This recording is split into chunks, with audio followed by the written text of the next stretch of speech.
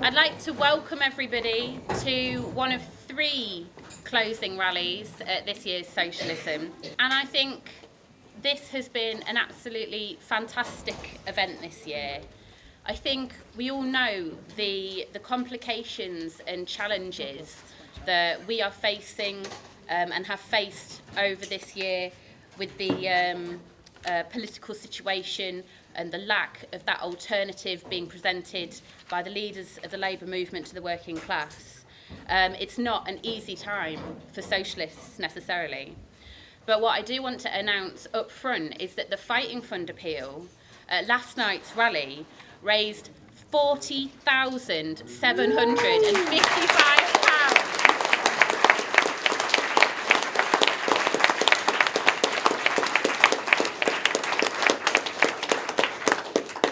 Into context, last year's rally raised £35,000, and that is in that context of these political complications. And what that means is that that amount is a statement. It's a statement that we are standing firm on our ideas. We are here, we are preparing to move forwards with implacable confidence in the working class. And our members and our membership of our party is built on sacrifice and determination. And we put our money where our mouth is. I think that is a fantastic start to kind of go into introducing our rally tonight. And the theme of our rally here is on building the Socialist International in the era of capitalist crisis. And in reality, this is a theme that runs throughout all of our sessions, throughout everything that we do as socialists. Because without internationalism, there can be no socialism.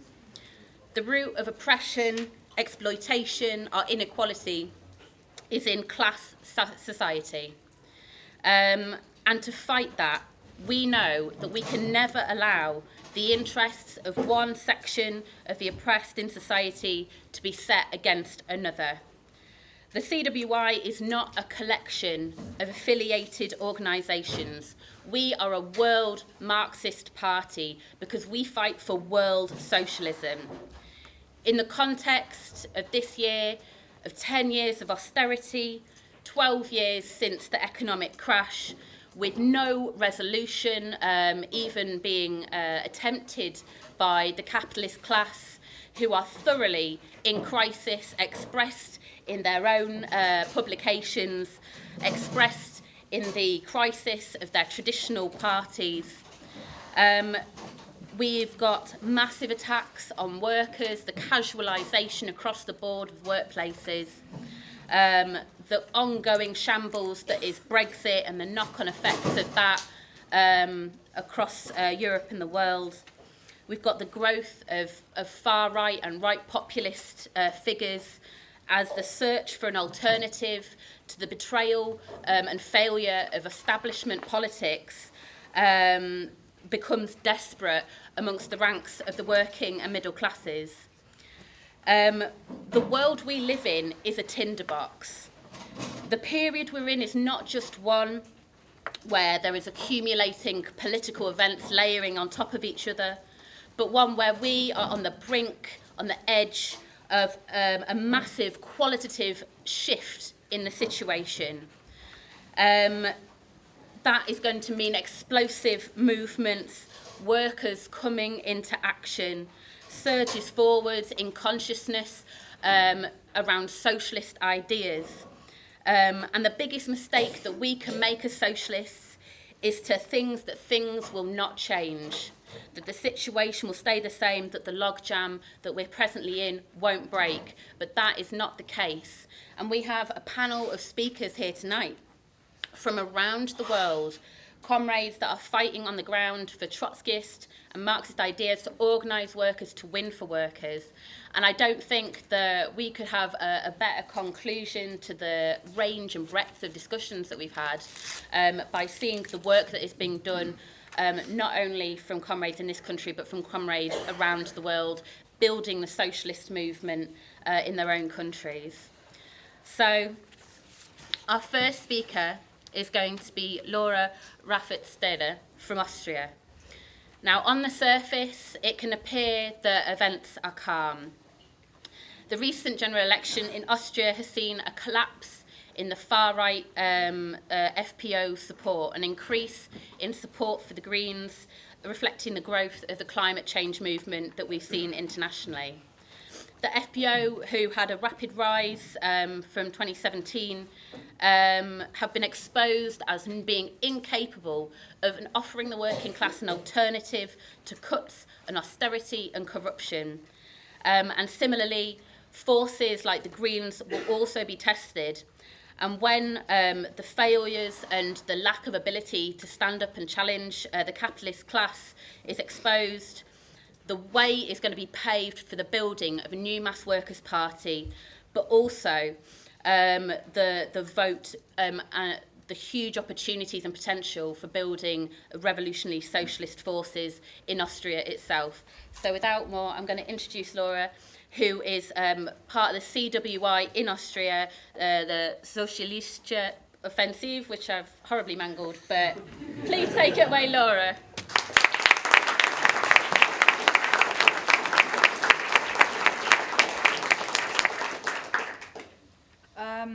Comrades, I'm extremely enthusiastic to be here with events unfolding internationally. I think what I'm trying to explain in my contribution is that even in Austria, which has traditionally been a safe haven of social peace for the ruling class, this is beginning to have an effect. Because the political situation in Austria has changed and is continuing to change.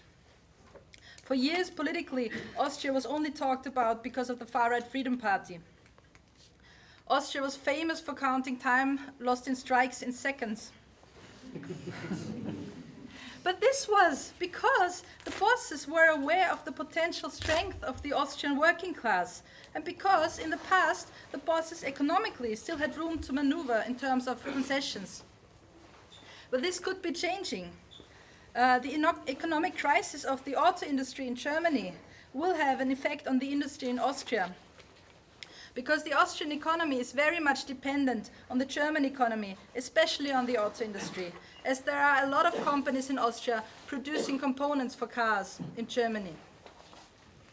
So at the moment, there are a number of collective bargaining wage negotiations that could lead to industrial disputes. In the metal industry, there is the possibility of strikes taking place. The metal workers are the most powerful and best organized part of the Austrian workforce, with 200,000 workers, and they traditionally open the wage negotiations. The bosses attempt to divide the struggle, successfully so, as they already got a deal in one part of the industry with the consent of the trade union leaders. But such was the fear of the bosses and the trade union leaders of joint strike action that a strike threat was enough to force a concession. So the rest of the metal industry, foundry workers for example, they are still holding workplace meetings and discussing strike action. So a number of other sectors are also involved in collective bargaining themselves at the moment. The retail workers are discussing potential strike action, and the brewery workers too. I mean, just imagine if the brewery workers went on strike, there would be no beer. But this is why collective strike action is needed to unite the struggle, a joint cross-sector 24-hour strike as a first step, and a joint national demonstration to bring the workers together. And this could also be a challenge to any new government as well. Although in 2018 there were a number of warning strikes, we have, in the metal industry and in the railway workers, we have not seen such potential conflicts on several fronts before, with sector after sector going into conflict. There have been strikes of metal workers in 2011 and in 2013, and strikes of the social sector in the last 2 years, but they remained isolated. And another important factor is the experience of the workers that they did not get back what they lost in the crisis of 2008. And all this is happening against the background of the collapse of the government coalition of the far-right Freedom Party and the Conservative People's Party in May. And this crisis saw the Freedom Party being kicked out of this government coalition. The trigger was a video of the then FPO leader Strache involved in potentially corrupt activity. And the FPO then lost 10% in the general elections in September. The so-called black-blue government, as it's usually called in Austria, this was the second time that we had them, had introduced a number of neoliberal measures, such as lengthening the maximum working hours to 12 hours a day and 60 hours a week. And in June 2018, there was a 100,000 strong trade union demonstration against this 12-hour day law. A large demo in a country of less than 9 million people. And like the pension strike in 2003, it was massively important for consciousness in the sense that it showed this affects us all. And at the time, there had been a mood for a 24-hour general strike to stop the 12-hour day law. But the trade union leaders did not call one and allowed the struggle to be divided and postponed. But the 12-hour day law is still a factor contributing to the mounting pressure from below in the wage negotiations. So the crisis of the FPO shows the instability of the far-right populists when they enter into government. They have to disappoint their voter base and show their real face, which is one of austerity. And like in 2000, when the FPO was first in government, there had been weekly demonstrations against the FPO and its racism. But these demonstrations failed to undermine the FPO's populism because they tackled racism on moral grounds, not explaining the need for joint struggle on the social issues. And the FPO started losing support when they introduced cuts and the people realized the FPO's politics are against them. And this was both true in the early 2000s and now. So the far-right threat is not solved. As long as there is no credible left alternative, the far-right will try to fill the vacuum. But class struggle is a powerful means against racism and the far-right as well. So the elections in September were very different from those in 2017, which had been full of anti-immigrant propaganda following the refugee wave. But now the main themes were corruption and the climate crisis. So now there is the possibility of the Greens going into a government coalition with the Conservatives. And at the same time, the SPO, the equivalent of the pre-Corbyn Labour Party in Austria, is also in deep crisis. They went down to 21%, to their lowest vote ever. Any new government, no matter which parties it involves, will have to deal with the approaching economic crisis. And the crisis is already being talked about in the workplaces. This is why many workers feel the wage negotiations this year are their last shot at a wage rise for some time. The unrest that is happening frightens the capitalists and the potential strike action. Like in other countries, discussions are taking place for the need of a new workers' party. And that there are discussions now for standing left alliances in the Vienna elections next year. What is needed in Austria, like in other countries, is to build an opposition in the trade unions, to turn them into competitive and democratic bodies, and to build a new workers' party with a socialist program that can overcome capitalism. We are at the very first beginnings of rebuilding the CWR in Austria. At the moment, we are very small, but I do not feel alone because we are an international.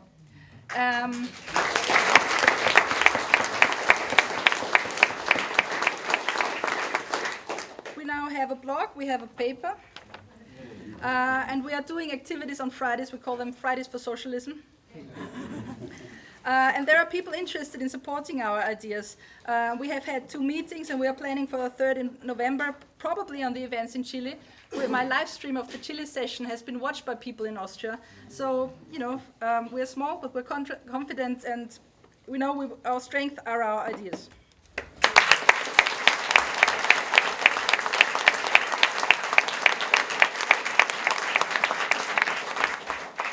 I want to particularly thank Laura, and I let her go over because she's not been given as much time as some of the other speakers, but I think it was really worth it to hear her contribution.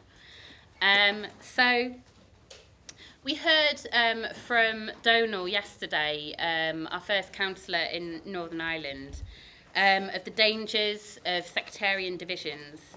The inequality of the bosses system will always lead to divide and rule. The only force capable of providing a solution is organised working class, And as such, the need for a genuine Trotskyist organisation with the ideas to give a lead to workers on fighting in countries where the national question is to the fore is absolutely crucial.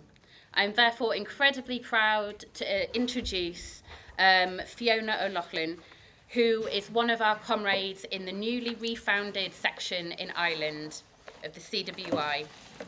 Fiona has decades of experience, and I am fully confident that her and the comrades in Ireland are going to be able to lead the way forwards and grow in the coming period with the huge opportunities that exist in Irish society. Fiona.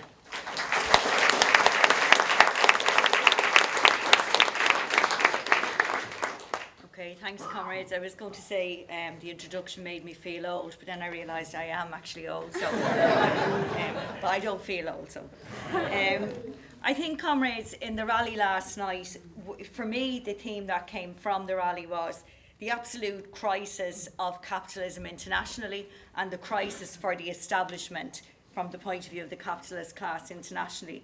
Now, obviously, that affects all of us, it affects the working class throughout the world, and Ireland, north and south, is no exception to that.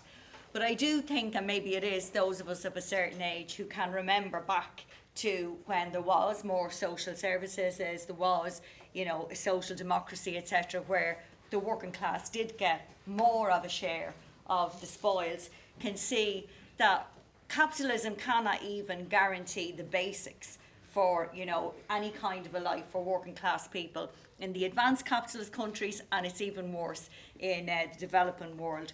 But I think what we saw happen in the trailer last week shows that capitalism cannot even guarantee the basic elements of survival for whole swathes of the population. I mean, we want a system that can guarantee people to achieve the best of their ability. One of those young women that died in that trailer was a 20-year-old who wanted to be a nail technician. She didn't want to be a nuclear scientist. She didn't want the world. What she wanted to be was to earn her living at being a nail technician. And this society we live under could not even guarantee that for a 20-year-old woman. Like all 20-year-olds, I'm sure she was full of all the aspirations. I'm sure she thought she knew it all, like we all did when we were 20. But her life was snuffed out by the horrors of this system. Now, Ireland has the same crisis. Obviously, I'm not trying to say to the same degree as the people who came from Vietnam. The fog that Hannah referred to last night, the Brexit fog, is also prevalent in Ireland. It's used by the establishment for an excuse for absolutely everything, whatever happens in Ireland. It's because we can't do that because of Brexit. Obviously, the fog is not quite so dense, but it is certainly a factor. Now, I have limited time, and there's a whole swathe of issues I would like to deal with, so I'm going to bullet point some of them and leave some out, like some of the issues that comrades referred to in the rally last night. The climate change movement, all of those things are a key feature in Ireland for young people and older people as well, so I won't have the time to deal with that. I'm taking that as read, all very positive developments. Donald dealt with a lot of the situation in the north, so I'm going to focus my points mainly on the situation in the south. For the south of Ireland, that point, that feeling that capitalism, the system we live under, not all workers articulated as capitalism, cannot deliver what we need for the working class in Ireland is probably summed up with the current housing crisis, because we have a housing crisis in the south of Ireland that has never been to this level before. And it's also clear, it's like that point, I mean, like a lot of my generation, was brought up in a council house. There's very few people in Ireland live in a council house. So people can see that 21st century capitalism is actually even worse than it would have been in previous generations due to the neoliberal agenda and, to a degree, the recession. Well, not really the recession. The recession was used as a cover by the capitalist class to implement their own agenda. So I think this is a key issue. For example, in between 2016 and 2019, there was only 1,300 public houses built in the south of Ireland. What we're seeing is a privatisation of social crisis. We're seeing, if you look at the crisis in the health service, in this instance, the crisis in housing, what we're seeing is those very crises being used because of the neoliberal agenda for the capitalist class to make even more money. And that's absolutely clear in the housing crisis in Ireland. For example, there was 423 million, which is a lot for the scale of the economy in the south of Ireland, transferred from the public purse to private landlords in the guise of, they call it HAP, Housing Assistance Payments, which basically means pushing people of a low income into the private rented sector because the council houses just aren't there anymore. There's a brand new spanking building has been built on the Grand Canal. Anybody who has been in Ireland know the nature of that area. It houses the Canadian Embassy, for example. It cost 40 million to build. Right across the road from that building, there is a homeless person living in a tunnel who is being eaten by rats in a rat-infested tunnel. There's the highest number of children who are homeless now in Ireland since the foundation of the state. These families, some of them are housed in this new thing which they call hubs, which is basically the 21st century version of the tenements, where they share facilities and then they have bedrooms. The other solution is they put families into hotels for so many days, maybe one night, then you have to move the next night, you have to find another hotel. If there's a big concert on in Croke Park, you two are playing around like that, the homeless families are thrown out. There's no cooking facilities, anyone knows, there's no washing facilities, etc. So you cannot rear kids. Kids are being travelled from one end of the city to the other in order to go to school. We had a scandal there a few weeks ago which went viral on social media of a 5-year-old boy collected from school and brought into the GPO, again it's the centre of Dublin, most people will know where it is, who was eating his dinner off of a cardboard plate in the middle of the street, and he was being fed by a voluntary organisation to feed the homeless. Now, obviously everyone was outraged, the Taoiseach was outraged, the Taoiseach was outraged, but they weren't bloody outraged enough. What they were outraged about was that their system was exposed because of social media. What they were quite happy enough, that child's not the only child eating his dinner by charity, but what they were more outraged was that they were caught. Now the thing is, this is not in recession Ireland, this is in recovery Ireland. The recovery is shoved down our necks at every opportunity. Not quite as much as Brexit, but it's getting there.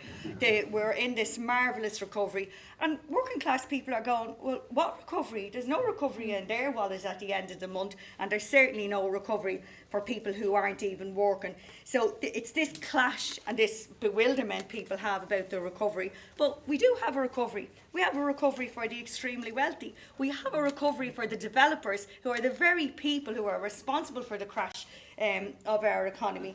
So you have then the other situation where the median wage in Ireland is 29,000, but the bottom 25% have 14,800. Now rent in Dublin, if you're lucky, is 2,000 euros, but overall it's 1,391 in the whole of the south of Ireland, which means as a household, in order to pay 20% of your rent, of your income for accommodation, it would mean you'd have to earn 83,460. Now, I don't know anyone that earns that amount of money. A creche is €1,000 a month, again, totally privatised.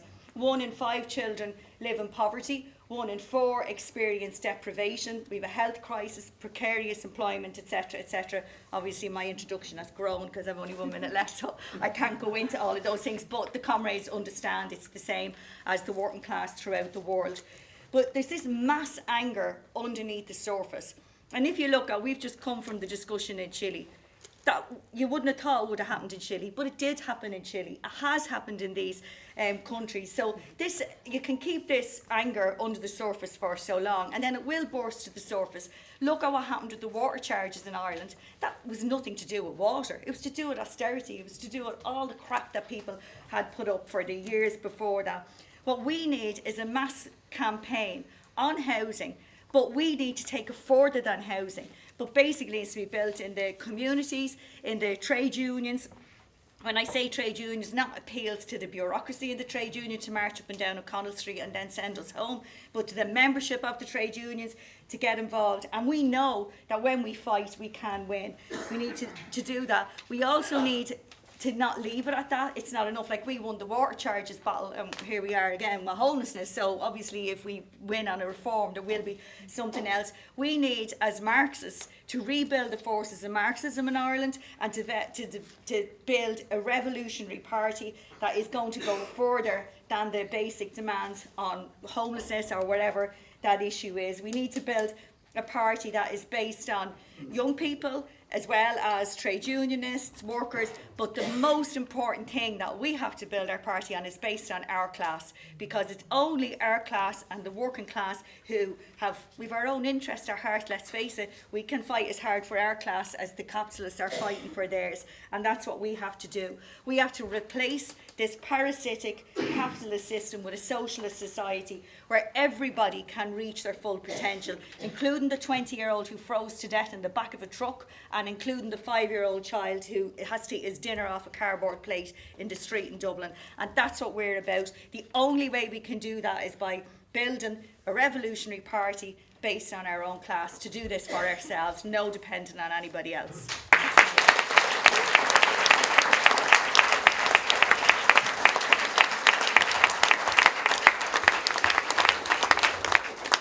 I'd like to invite Comrade Pellat to come to the front. We get stuck into events as they happen.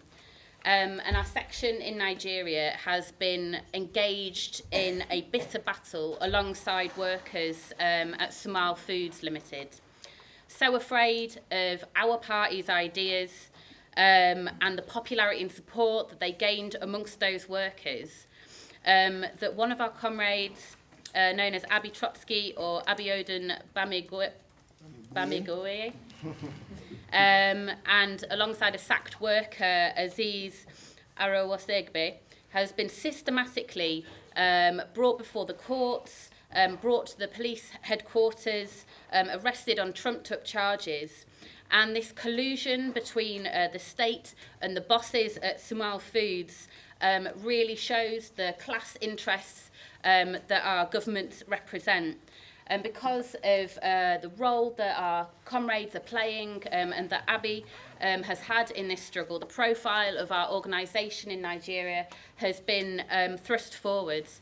And here to explain more about our fighting programme and why workers are supporting and getting involved with our party is Comrade Pellat. Please. Thank you very much.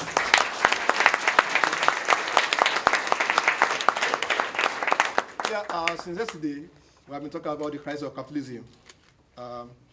Here in Europe, we have many Nigerians who want to escape poverty, look up to come to Europe to escape poverty in Nigeria. And here, we are talking about crisis of capitalism. Here it's like frying pan. Nigeria is hell. I know, like moving oil to frying pan in a way that there'll be some improvement anyway. But in Nigeria, Nigeria is a very important country, both for the capitalist world, also for the struggle to change society.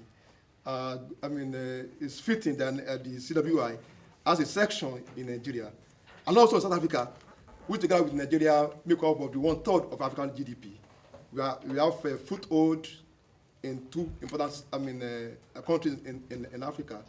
A social revolution in Nigeria will resonate beyond the shore of the country.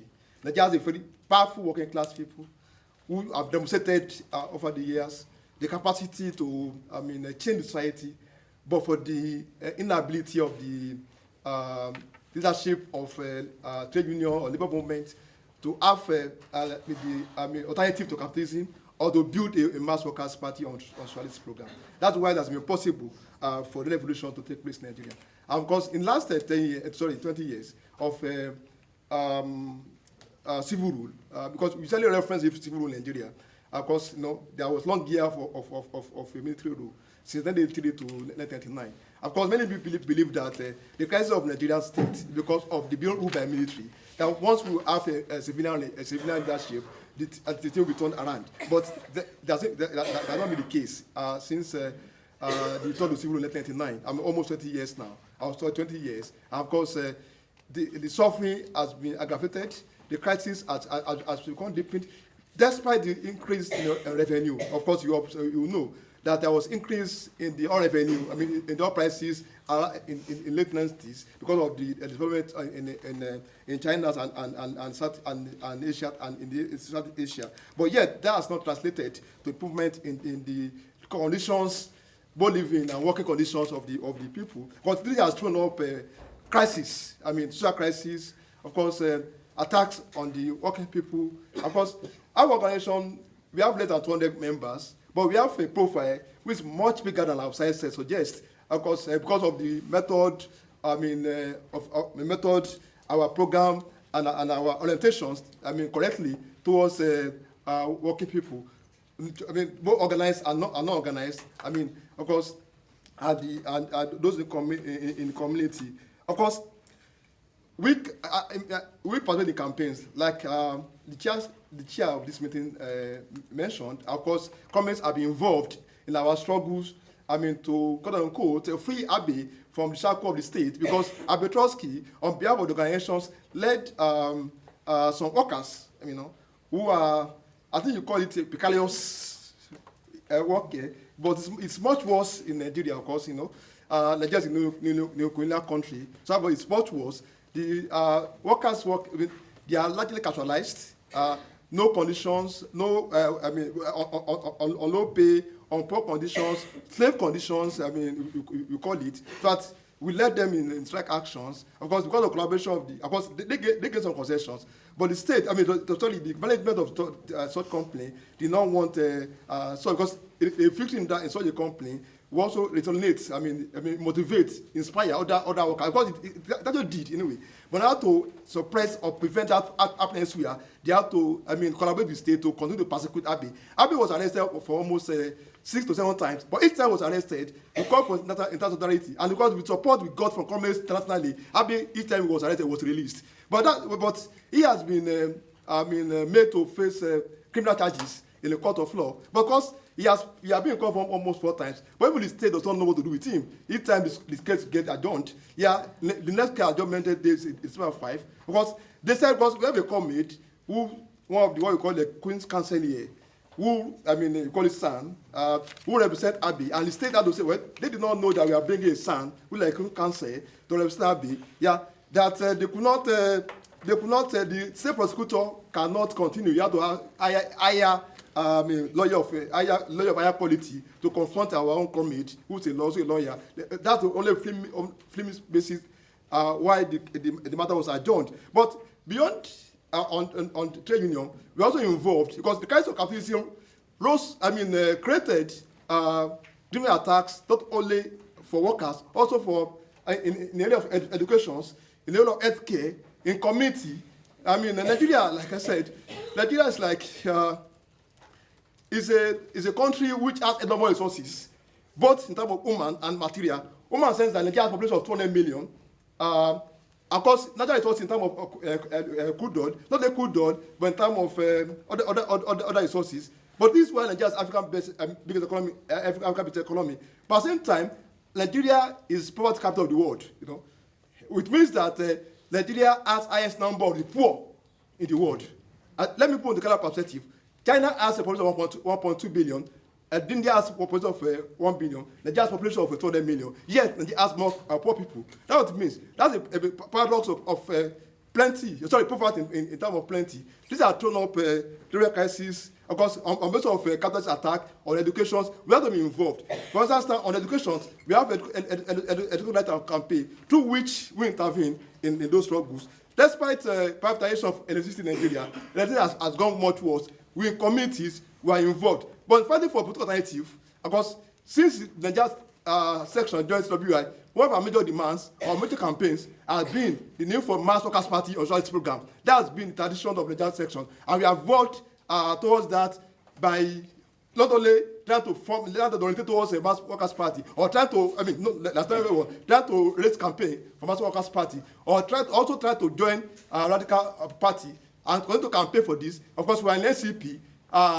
Before the party moved right wing, many comments who follow the Jack sections or our work will remember this. We have today one of the best results for any socialist left organizations in Nigeria. When we contested the election in 2003, and we had the best of results 7,000 votes in Lagos, West. Lagos, Nigeria operates American system. We have a standard system in Lagos, for instance. We conducted one of elections, and we won. Actually, we had that massive vote. We had those massive votes. But of course, the party that we joined, a radical party, more towards the right wing, because we moved to Labour Party. Labour Party in Nigeria is not a Labour Party, of course, like a Buja Workers Party. Labour Party in Nigeria is Labour Party in Nigeria is it does not have a workers base, but we try to join the party with hope of a moving workers there. But the Labour brokers did not want that, because moving workers there would make the party to become radicalized. We didn't want that, because the party like a trash can. For what we call trash can is this dustbin of individuals who are unable to get tickets from major political parties or PDP and APC. They make use of workers' party, so Labour Party, to contest elections. Therefore, when we moved there, they do not want the workers to be there. Therefore, now, because of the failure of the movement, leadership of Labour movement to form a party of workers, we had to form a Socialist Party of Nigeria, SPN. True, of course, even that, we are small, but even the state was certified. Let us meet all the conditions, onerous conditions, to get the party registered. It took us 3 years before the party was registered. I want to back on legal and political struggles. Last elections, we participated, no less than a year after the party was registered. Because we know we could not win election, but we still want to reach out to mass of working people with our program and our method. Yet, after the elections, we are going to remain relevant in where area we have contested by initiating local campaigns in those areas. We know that, like I said, Nigeria is a very important section of our capital world, and also for CWI. Any successful revolution in Nigeria will resonate. Of course, on basis of a policy program of CWI, know that we are building a revolutionary party that will be able to take advantage of any revolutionary movement in Nigeria. Thank you very much.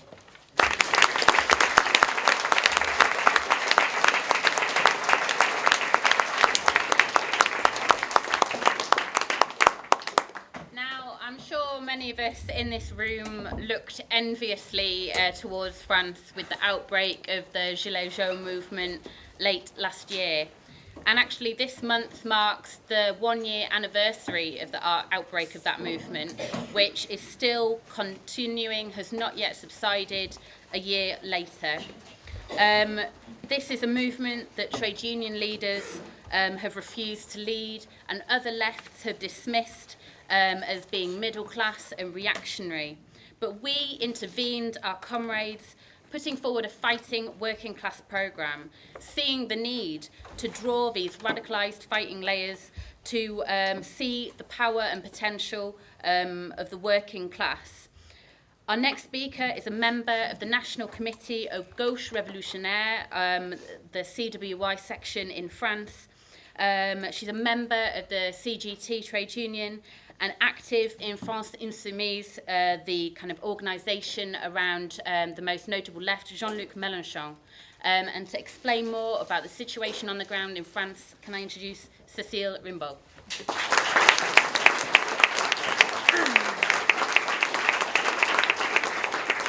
Right, thank you, Comrade Chair.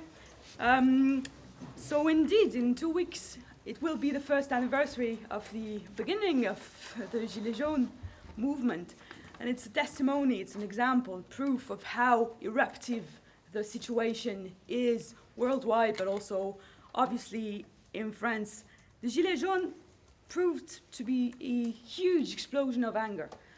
They managed to bring to the front of the scene hundreds of thousands of people, ordinary workers, oppressed people, including small bosses with small self-enterprises, oppressed by the system and fed up with the way society is running. Obviously, this movement has a lot of confusion in it because it doesn't have a clear class line. But the fact that it's been going on for a year now, even if the demonstrations are really tiny, but they still take place, it's proof of how obstinate the workers and the people can be when they decide to fight and to resist to the way society is crushing them. And right now, the anger, of course, has been has been growing and growing again, and it's trying to find a way to turn into decisive action, that is to say, to actually stop Macron, and also to be able to win an actual improvement of our conditions, whether working conditions or living conditions. Sadly, in this situation, the workers have been left without a plan to fight and to struggle, and Macron has been able to continue his policy, his terrible, terrible policy. In a country as developed as France, 9.1 million people live in poverty. In the same country where in only the second trimester of this year, the shareholders of French companies and multinationals stole from us 46 billion euro worth of wealth. That's a record figure. In a period where the capitalists are so frightened about the crisis and what's to come in their rigid, not working economy, they're still putting in their pockets record money. Macron's policy is putting in danger the very lives of the workers and of the population. In a city in Rouen, where we have our main branch, on September the 25th, a chemical plant went into flames. It's called Lubrizol. The plant is owned by the third richest man on earth, Warren Buffett. And maybe the comrades have seen the pictures of this dark black cloud spreading over the city in Rouen. The capitalists were lucky, and we were lucky, that the wind this day was blowing in a certain direction. Had it blown in the other direction, people would have died from this smoke.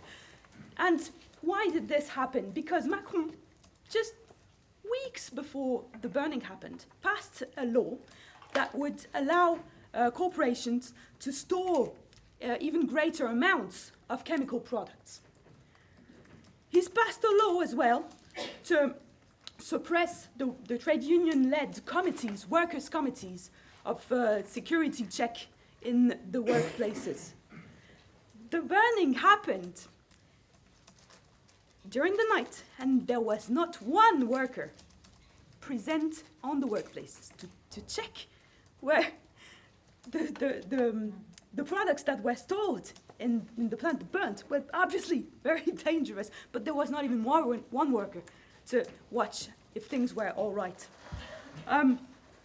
So as Fiona said, the capitalists are desperate to try and find so many ways to take money from us, to increase their profits.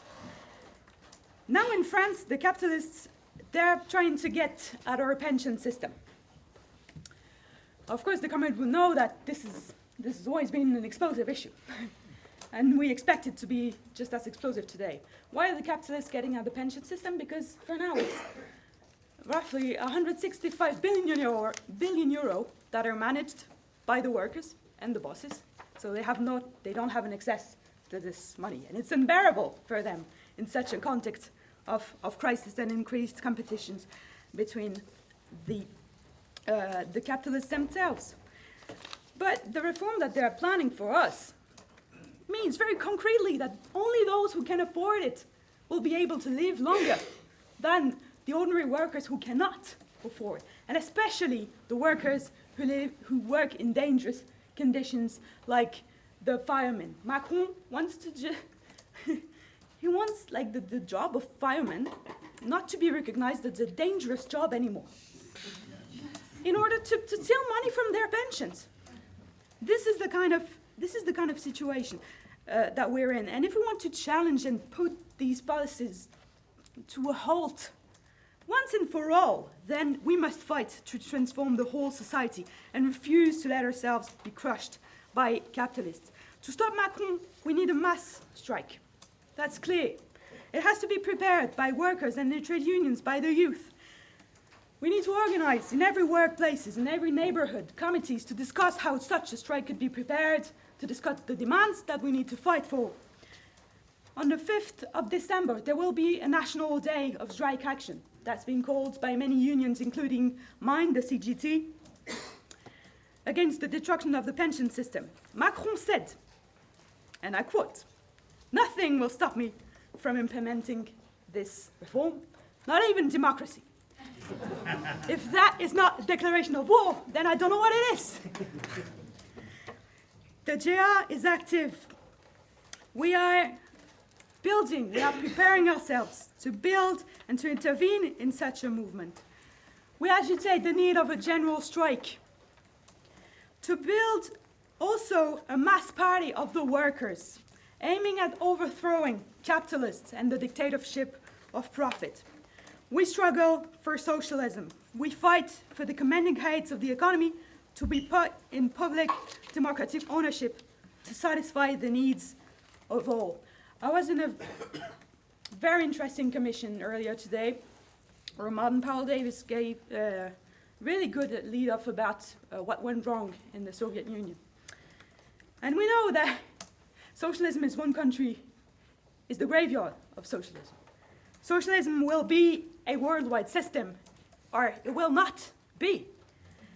And this is why we need a world revolutionary party for socialism. This is why we need to build the CWI. Where we are, obviously, where we are not anymore, and where we are not yet. For example, the French section have been involved in the creation of a new section of the CWI in Algeria, Yassal Fawri,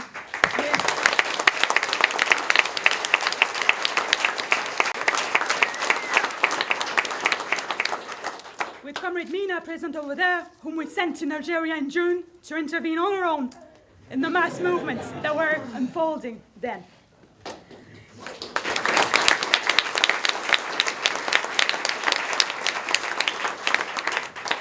Seeing all comrades here, hearing the quality of the debates that we've had during the weekend, and also the tremendous results of the financial appeal, which warms my little treasurer's heart, but all of our hearts, I'm sure, of course, gave us a lot of confidence to go back to France and to build our wonderful revolutionary world party.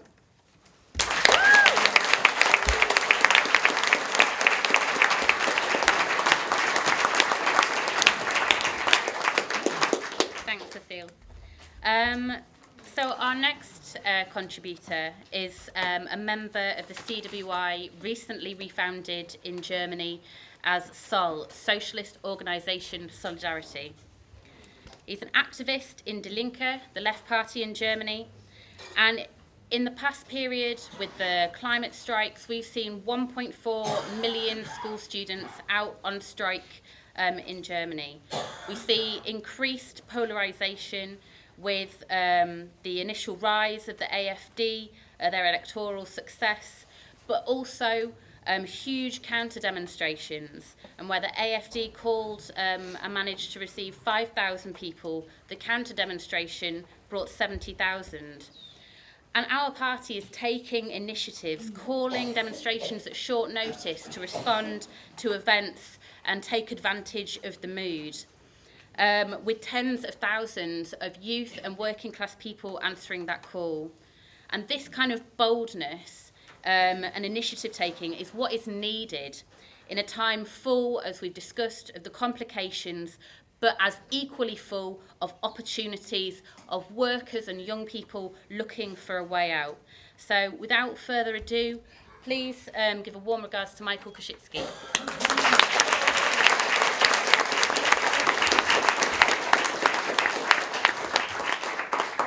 Comrades, on October the 9th, a highly armed fascist called Stefan Baljet tried to enter a synagogue in Halle and massacre everyone present. He failed to do so, luckily, but he shot 2 people nearby before he was arrested. Some in the ruling media tried to portray him as a lone wolf.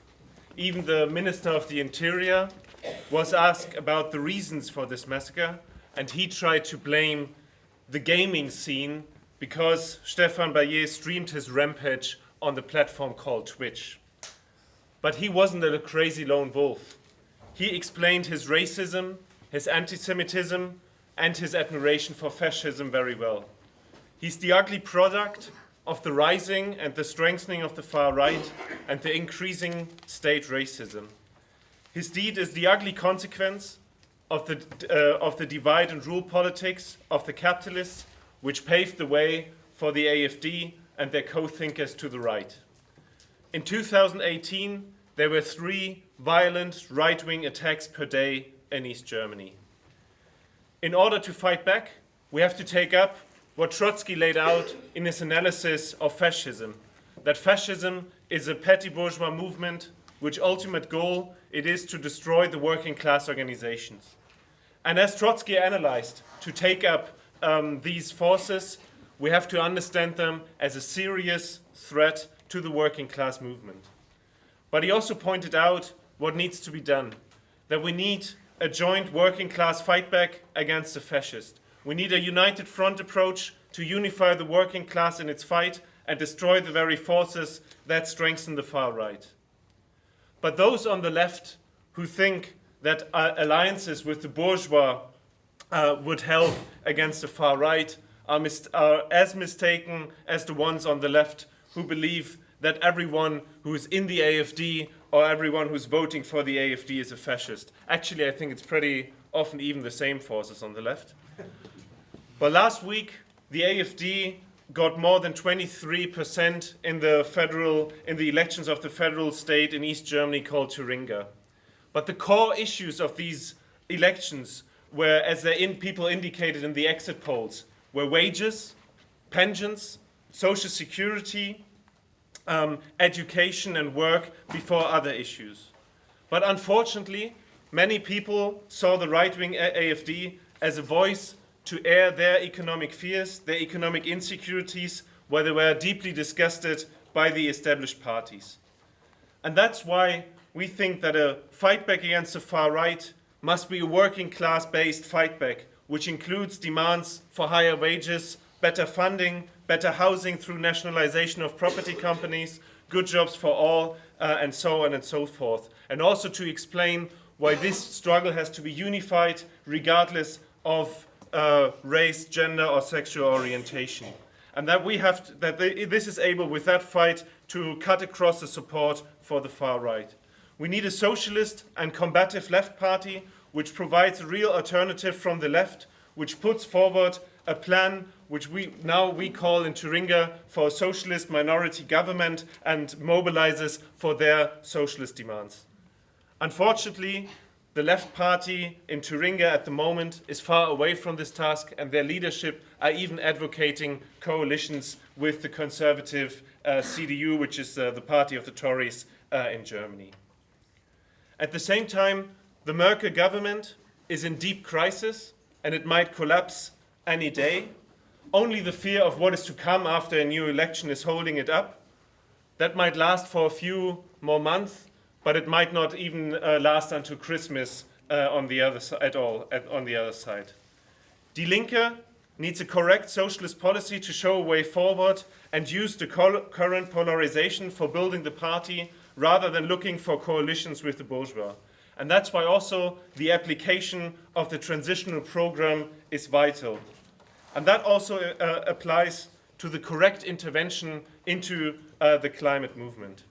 Tessa already said that we had, on the 20th of September, we had the biggest protests in the world. 1.4 million people took to the streets literally in every city of Germany.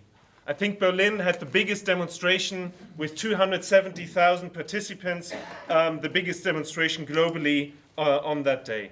And I think there are many reasons why this protest has been that big, but I think one of the reasons is the decades of activities of environmental activists and organizations which lay the basis for that strong environmental sentiment in Germany. But the wrong orientation in that leads to fatal results. 1 in 7 jobs in Germany is related to the motor industry, also as Laura already explained. The economic crisis is looming, and especially the motor industry is to the fore. And millions of people are scared of the future and their jobs. And the tops of the environmental movement, the Green Party and the like, will be used as an ideological cover for the destruction of the jobs in the motor industry. Likewise, the fear of workers for their jobs will be used against the environmental movement and their demands for the reduction of carbon dioxide emissions. The wrong politics will help the ruling class in their divide and rule tactic. And that's why the transitional approach of Trotsky is as vital as ever to intervene in these movements. We start with the necessity of the socialist revolution and build a bridge to help the current consciousness to develop and build a united fight back.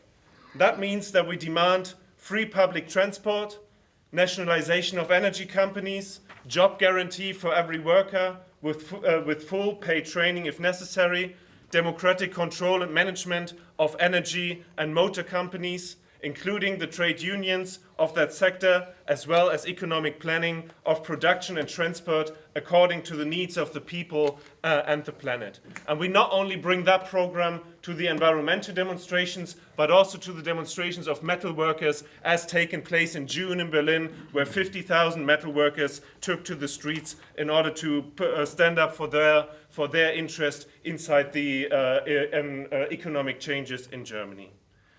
To conclude, the CWA in Germany, the socialist organization Solidarity, is facing up to that task, is intervening in that movement, but is also building the revolutionary organization, the section of the CWI there, and is determined more than ever to build for this fight back. Thank you.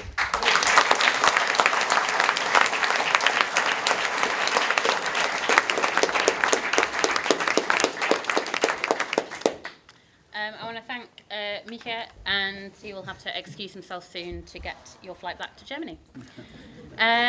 So before we come to our final speaker, I'd like to introduce a fellow Trotskyist from the United States. And one of the most unavoidable factors in the world political situation at this time is Donald Trump. Do we need any clearer example that the capitalist class cannot rule in the same way? The instability and protectionism of the Trump administration is not necessarily spawned by Trump as an individual, but rather is an expression of the US declining as an economic superpower and the crisis of capitalism in that country, and as it is in crisis around the world. And at the same time, we see the explosion of the Virginia teachers' strikes, the Stop and Shop workers' strikes, the movement around open socialist Bernie Sanders, and against ICE and the attacks on migrants in the US. We're very fortunate to have Jai here, I think, who is intervening on the ground in Worcester in the US to relate to us the sentiments and moods on the ground amongst the youth and workers that are coming into action in the United States.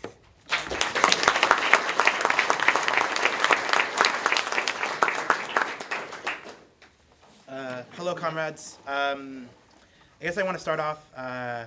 Trotskyists have historically referred to the U.S. working class as the sleeping giant, since if the U.S. working class decisively entered into the struggle as a class with its own party and on a bold socialist program, it would send ripples across the world that could spark a revolutionary tide like we've never seen since 1917.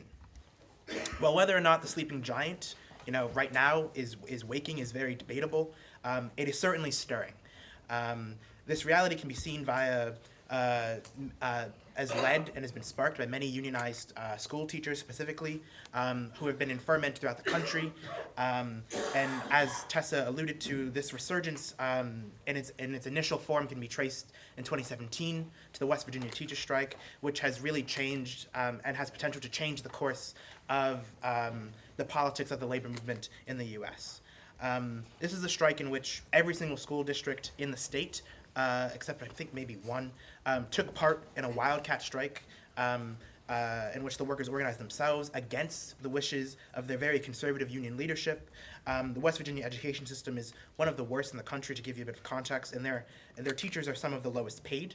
And this all comes in the wake of national efforts by the capitalist, Democratic and Republican parties to make more and more cuts to education as one of the key expressions of austerity in the U.S.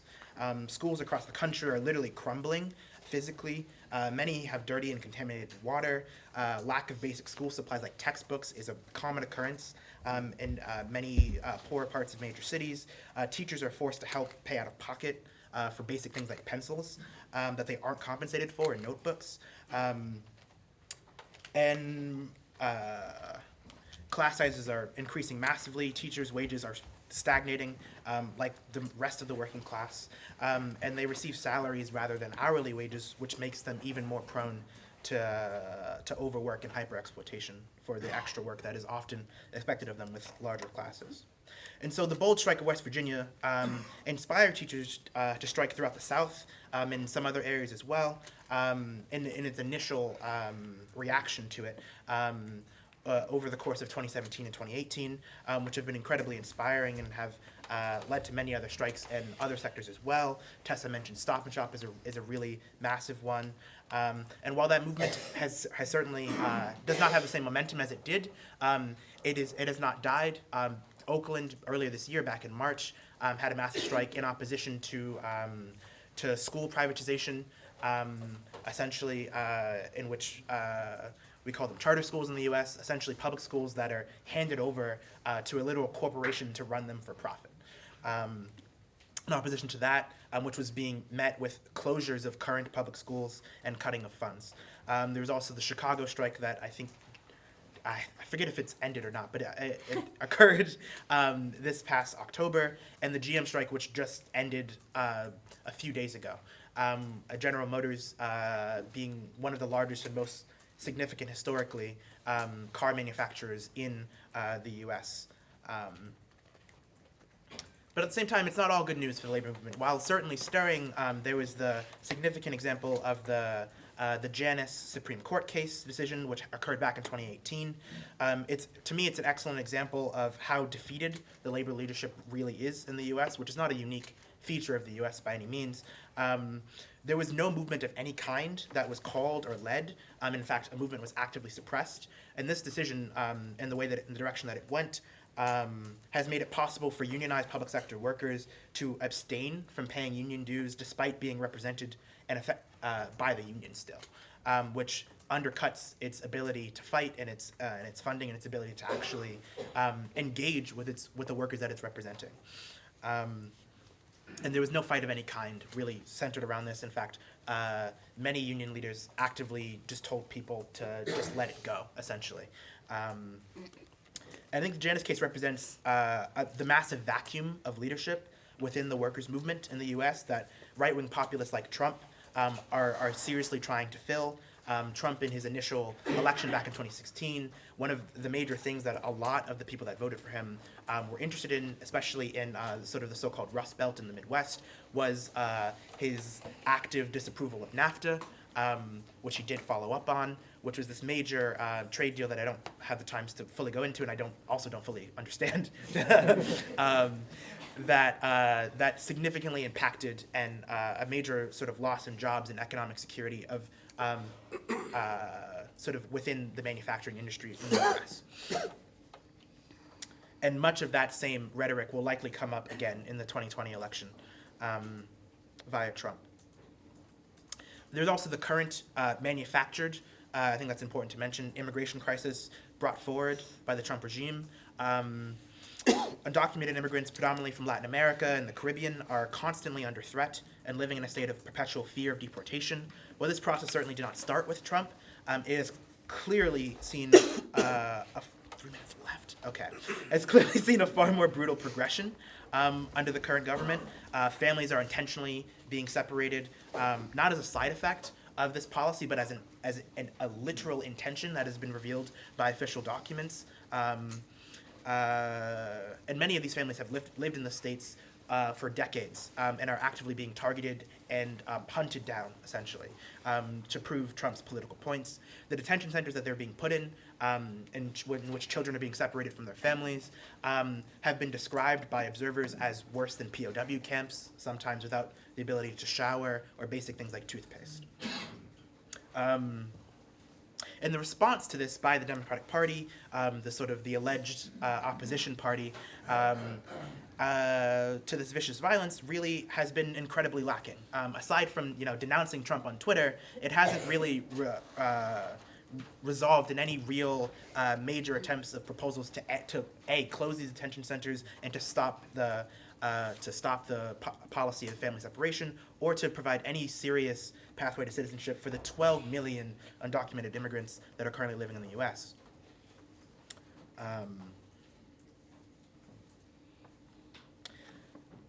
There's also, in the U.S., which I feel this is sometimes very hard to understand for European comrades, but we have no history on a national scale, or sustained anyways, I should say, because there was some history, but sustained history of a social democratic or labor or independent workers' party of really any kind, and that deeply holds back the workers' movement and essentially binds it hand and foot to the corporate Democratic Party, which serves the interest of capital.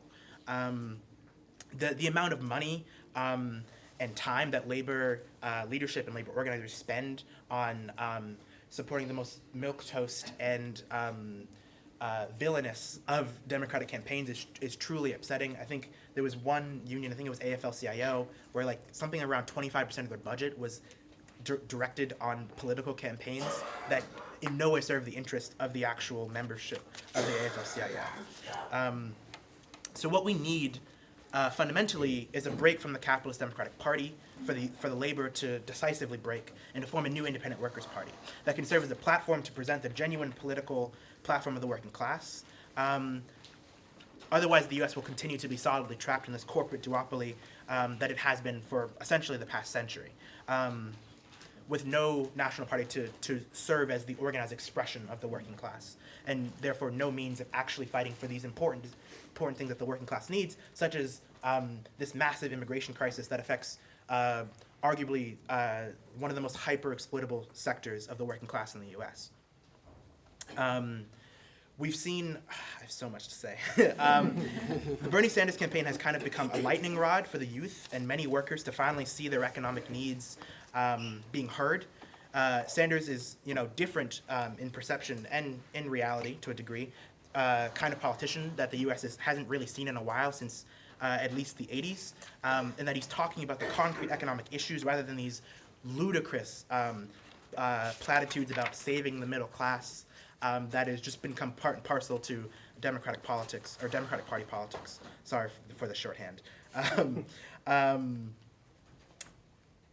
I think, trying to wrap up, so sorry this won't be as polished as I intended, but I think we clearly see the need to break from the Democratic Party and need to put that demand on Sanders. With the massive energy and support that exists around him, if he were to break from the Democratic Party, it could seriously begin a tumultuous state of events that could develop the beginnings, the embryo of a new workers' party that could be the basis for developing a better program and actually making real gains on issues like, for example, immigration, which the Democratic Party is completely uninterested in really seriously taking up. And I think that is a crucial demand that needs to be put forward. Because unless there's a powerful working class movement, there is no universe in which Sanders' program will or can be won on the basis of the party that he's organizing with and the poor tactics that he is using. And those tactics are actively drawing radicalizing workers into the Democratic Party rather than giving them the correct conclusions that they should be relying on their own forces as a class. Trying to wrap up.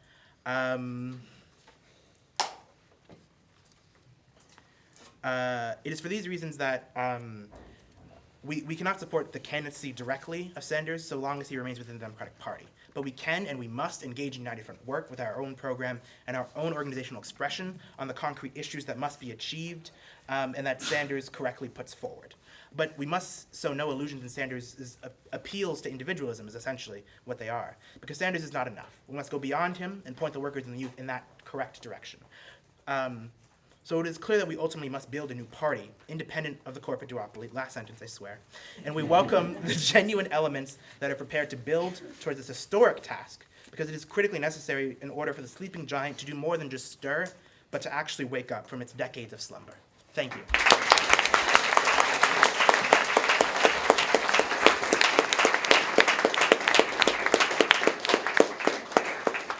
Hear, hear to that. All right. comrades, an oldie but a goodie. I'd like to introduce our final speaker.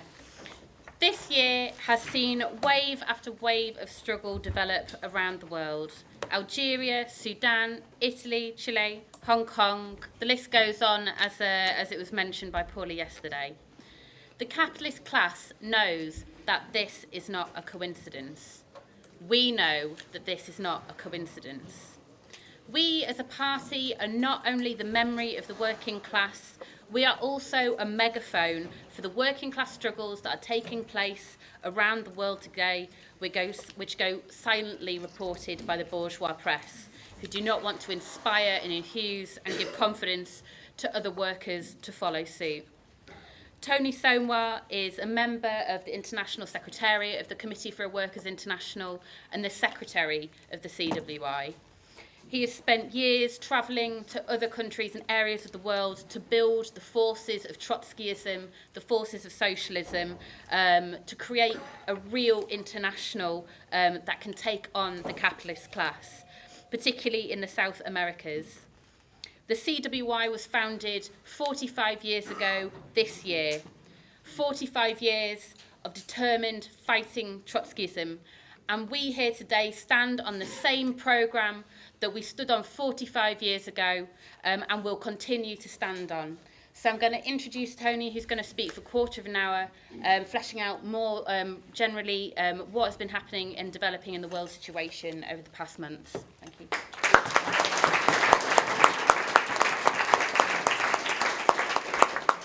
Well, comrades, I think we've had outstandingly and a tremendously successful Socialist weekend here in London. We're finishing it in this room on an international rally, which possibly fittingly, given the last 12 months that we've had inside the CWI, is taking place in the drama studio. But comrades, I think that drama that we've been through, in essence, has been to prepare us for the monumental events that have now begun to unfold. Bliss it was in that dawn to be alive, but to be young was very heaven, was how William Wordsworth commented on the French Revolution in 1789. I think thousands of workers, thousands of youth, probably more, around the world, and certainly every member of the CWI would have felt exactly the same sentiment as we look to the revolutionary upheavals that have broken out in country after country, continent after continent, in the course of the past period. We saw that begin with the magnificent movement in Ecuador, of strikes, of general strikes, which unified the indigenous peoples and forced the government out of Quito. We've now seen this human sea emerge in Chile, of 2 million taken to the streets, a revolt of the masses against not only a 30 peso rise in the price of the subway or the metro system, but as we and others have commented, against 30 years of neoliberalism. In reality, comrades, for the Chilean working class, it has not been 30 years of neoliberalism. They have suffered neoliberalism since 1973, when the coup took place. Chile, after all, was the birthplace of neoliberalism. And if this revolutionary movement is taken through to a successful conclusion, it can also be the place where it is buried in terms of the working class being able to take it. We've seen, as I think Fiona commented, how this movement shook the ruling class of Chile. It was really paradoxical. Piñera, this right-wing vicious dictator, which is what he is, trying to use the methods of Pinochet, 2 weeks before this movement, goes onto the television, makes a speech, boasting about Chile being the oasis of stability in Latin America. Well, he's now found his oasis has confronted a tsunami of strikes, of general strikes, and of an uprising of the peoples of that particular country. We've seen the movement in Catalonia. We've seen the magnificent movement in Iraq and the Lebanon. And look how it is unified, and it has gone from border to border. The internationalism reflected in this movement I don't know if comrades saw the banners carried in Hong Kong, where they had a very simple slogan on a number of the banners, which simply said Hong Kong, Ecuador, Lebanon, Chile. And it is impossible in this era to separate the struggles in one country from another. They are intertwined. And look at those marvellous chants and slogans that have been taken up on the streets of Iraq. I don't know if the comrades saw the Channel 4 news on Friday, but they translated the chants and the slogans on that massive demonstration that took place, and they made it very clear with the chant that they took up was Iraq and Beirut, one revolution. In other words, the masses coming together throughout the neo-colonial world. Peter, in his speech, referred to elements of the permanent revolution. Well, look how these movements are being emulated beyond the neo-colonial world. Yesterday, we saw a movement of hundreds of youth in New York who emulated the students in Santiago when they stormed the New York subway in terms of a struggle and a protest against the prices that they are having to pay there. And I think, comrades, in this context, we can be nothing but enthused by the mass movements, the revolutionary movements of the working class which has taken place. They followed movements of the women's movement, the LGBT movement, which of course have had its importance, and one of which, of course, we have intervened in energetically on a class basis. But we've entirely rejected the ideas of identity politics that have been used by the ruling class, particularly in the US, to split and to divide the working class. And it was interesting to see the comment made by a journalist on the Today programme commentating on the Iraq movement itself. And he'd used the phrase, this is a post-identity politics movement. In other words, what we're seeing here is the reassertion of the class movement of the working class taking place at this particular conjuncture. And that, comrades, should fill us with nothing but confidence and optimism in terms of what will take place. And it has to be fitting that this is taking place now 30 years after the collapse of the Berlin Wall. And for 30 years, we have had this endless orgy of a propaganda against socialism, against the idea of solidarity, of triumphalism of the market. The market, the market, the market is the solution to everything. That the working class is finished. The working class is no longer a force in order to move to transform society. Well, all of that has been answered in the course of the last period of time, the last few weeks, with these magnificent revolutionary movements that are taking place. And the market now is left in tatters in terms of the position that exists internationally, the global crisis that capitalism finds itself in. We see it on the brink of a new economic downturn, of recession in Germany, of the prospect of a slowdown of recession even in the United States itself. And a driving force of much of these movements, as we have analysed and anticipated previously, was one of the features of this neoliberal era of capitalism, the vast accumulation of grotesque inequalities. And let us remind ourselves of how far this has gone. Never since ancient Rome have you seen such a vast gap exist between that of the rich and the poor. 26 people on this planet, if you think about it, having the same wealth as 3.8 billion. It is incredible in terms of how they've been able to tilt the balance of power and wealth in favour of such a tiny handful of the global population. And that, incidentally, was one of the main driving forces of this magnificent revolutionary wave which has rocked Chile. 10 billionaires there have the combined wealth of 25% of the GDP of Chile. But we see this new movement emerging, and we have, I think, to draw important lessons from what has happened previously. We stand on the brink, hopefully, of a new crisis of capitalism. We stand on the brink of these movements being an anticipation of even more powerful movements of the working class in the coming period. But let us remind ourselves of what happened in the last crisis of capitalism. Let us not fall for the propaganda of the ruling class that the movement simply kowtowed and accepted that position. Post-2007 and 8, we saw magnificent mass movements begin to develop. The general strikes in Greece, which unfolded. The storming of the Parliament in Lisbon. What had taken place throughout Spain and a whole series of other countries as well. We saw the potential for that. The giving birth through that movement of new left forces as the masses began to look for some alternative to this position. And yet, unfortunately, what we saw, partly as a legacy of the collapse of the Stalinist regimes in 1989, was the fact that those movements, the new left forces that emerged, they dithered, they compromised, they hesitated, and then many of them betrayed the movement that took place. Syriza in Greece, a grotesque act of betrayal. Podemos in Spain, a grotesque act of betrayal which they're paying the price for now in terms of a downturn of their support. The same can be echoed in terms of the left bloc in Portugal. Latin America today we see exploding, but that's on the backs of a failure of the past new lefts that came to power, of Chavez's incapacity to complete the revolution. Ditto in Ecuador, in Brazil and other countries as well.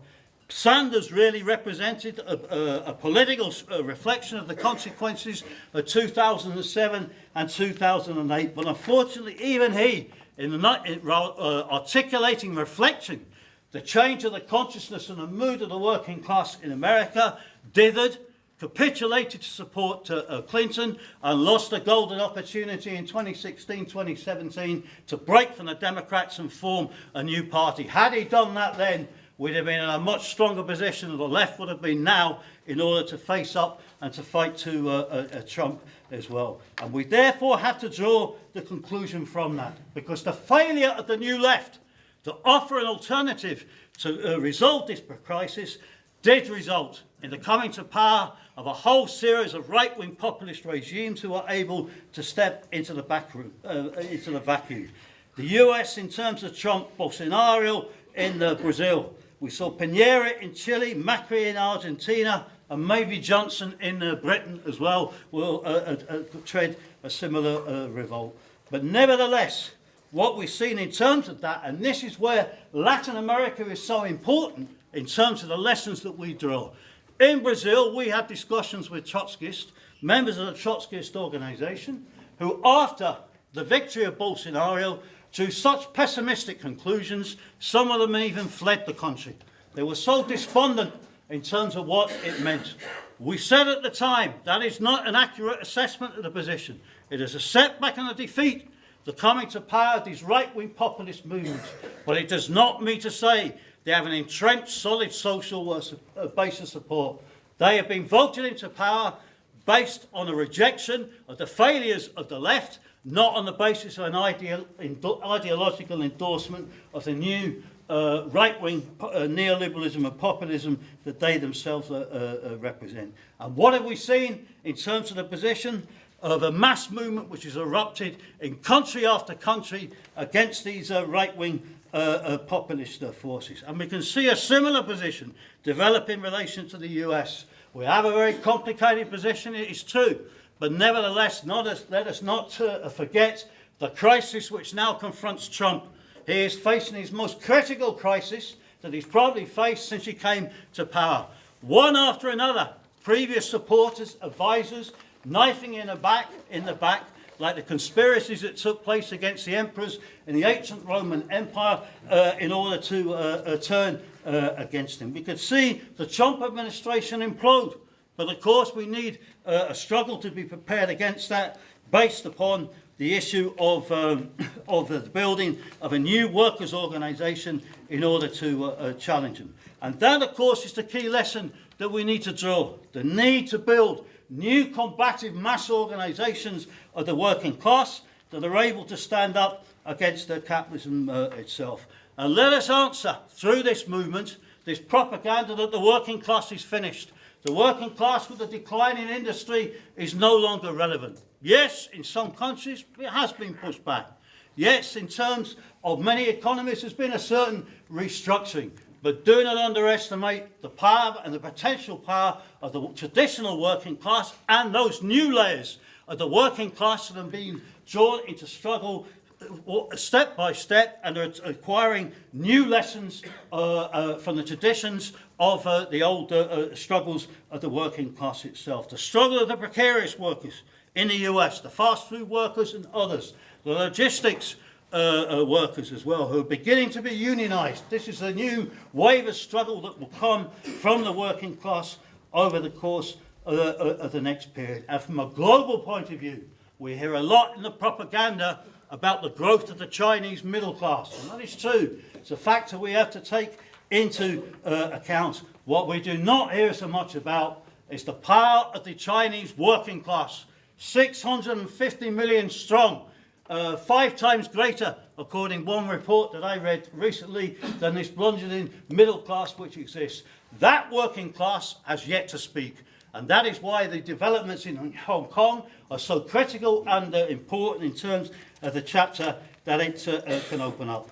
Comrades, we have entered a new era of revolution and counter-revolution. It is going to offer renewed opportunities for the CWI to redouble and strengthen its forces over the course of the next period.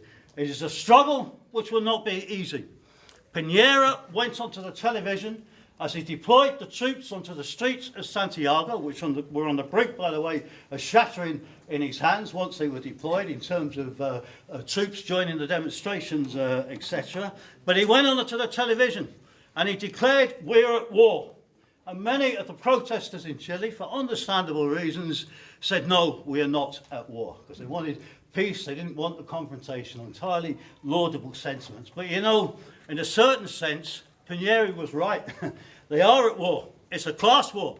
It's a war in Chile of the 10 billionaires against the mass of the population. And that is what is being posed in terms of the next period that we are going into. This, comrades, is going to offer us renewed opportunities. We may have relatively small numbers, but let us not underestimate the impact in such upheavals that even small forces of the CWI can have with intervening in struggles to potentially shape events in order to also build stronger revolutionary parties in the course of the past period.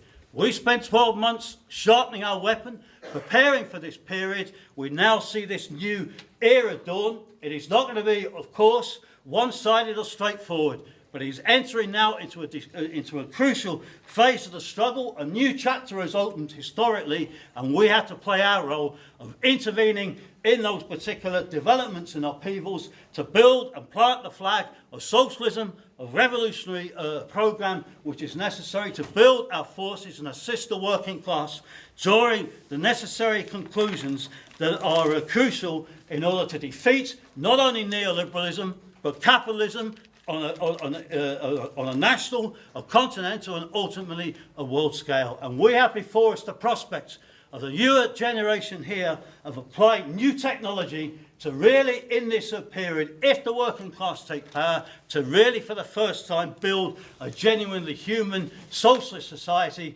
which is the ultimate solution to overcome the grotesque position that we face today of war, destitution and human misery which capitalism means. Therefore, comrades, we should look, I think, concluding from this marvellous school towards the future, the prospects of building all of the forces of the CWI, tripling and doubling our membership in a number of countries. We can start with small forces in Austria, from small acorns grow mighty oak trees. I don't know if they have oak trees in Austria, I don't know. But nevertheless, it should give us a great confidence on the basis of our programme and ideas of what we will be able to achieve if we intervene, maintaining a firm principled position and, of course, applying flexible tactics in terms of building parties that will ultimately be able to shape events and transform this planet.